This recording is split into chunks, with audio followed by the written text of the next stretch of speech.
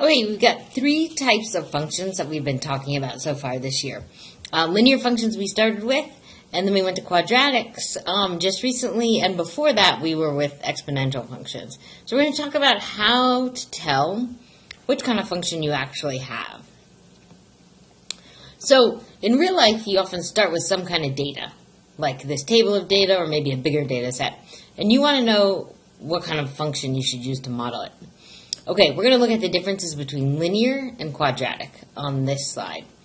So when we have a linear function, we already know that as the x's go up at a constant rate, the y's also go up.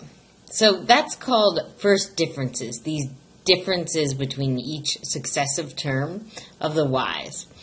For linear, the first differences are the same. And that difference is also called the slope, of course. For quadratic, and this happens to be quadratic over here, when we do the first differences, they are not the same. But if we go ahead and take the second differences, those will be the same. So we can see that from 32 to 18, that goes down 14.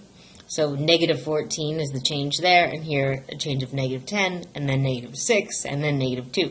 But what are the differences of these differences? Well, from negative 14 to negative 10 is plus 4, and again plus 4, and again plus 4. So first differences are the same for linear, which is a power 1 polynomial, right? A degree 1 polynomial. And then second differences are the same for a degree 2 polynomial or a quadratic. Okay, what do you think happens, what's going on if we've got third differences being the same? So first and second not, but third differences. Well, if you kind of see the pattern, this in fact will be cubic. So this is not on your practice work today, but I just wanted you to kind of realize, like, if the fourth differences are the same, then that's a quartic, right? Fourth power. So this is just an example of a cubic. So this is the data from up here in the table, and there's the matching function. So just in case you were curious, there's the equation. So just for your interest. But we're going to focus on linear, quadratic, and exponential. Let's see if we can write the equations for these that we've already had.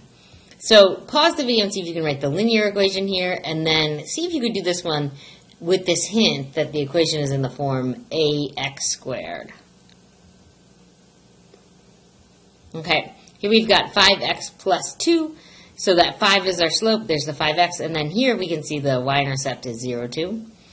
Here you know it's going to be an x squared, and then you just have to figure out what that coefficient, the a coefficient there is. So if I do 1 squared, that's 1. What do I have to do to multiply to get to 2? Well, I have to multiply by 2. Let's just check and make sure it works here. Negative 2 squared is 4. 4 times 2 is 8. So indeed, it does work. Great. So if you were wondering how you could figure out that 2x squared, another way of doing it, on this slide here, you've got an example. In your agenda for today, you not only have this video link, but you also have the slides. So you can go back and look at these slides. Okay, so again, first differences are constant for linear. Second differences are constant for quadratic. What happens with the exponential? So let's look at an exponential example. So we do not have the same first differences, and we don't have the same second differences, as you can see here from this example. Even if we go for third differences, they're not going to be the same. And so it's not that kind of a function. It's not a polynomial. Polynomials would work that way. It's actually a common ratio. So from 8 to 4, and 4 to 2, and 2 to 1, and 1 to 0.5, these y values are continuously multiplied by 1/2. So if we do 4 divided by 8, that's the common ratio. 2 divided by 4, 1 divided by 2, and so on. Whenever we have this multiplication kind of pattern, we have exponential functions. And that's something we talked about in the exponential unit, but it's really good to go back and remind ourselves. Okay, so can you write the equation? So think about what's the starting value and what it's being multiplied by each time. Pause and give it a try. Okay, you should have gotten 4 times 1/2 to the power of x. So if we plug in 0, that's 1/2 to the 0. Anything to the 0 is 1. So 4 times 1. And if we do 4 times 1/2 to the first, that's 2. And indeed, it works for the other values. Okay. So you're going to have more practice with this kind of thing on this Desmos activity. Now, this link is on your agenda for today, so you won't be able to click it in the video. You'll be able to click it from the slides or in the agenda for today. If you need to go back and review, just go back and look at the slides again, or go back and rewatch the video for certain parts, and the Desmos activity will kind of walk you through. Awesome. After that, you've got a couple of problems on Schoology.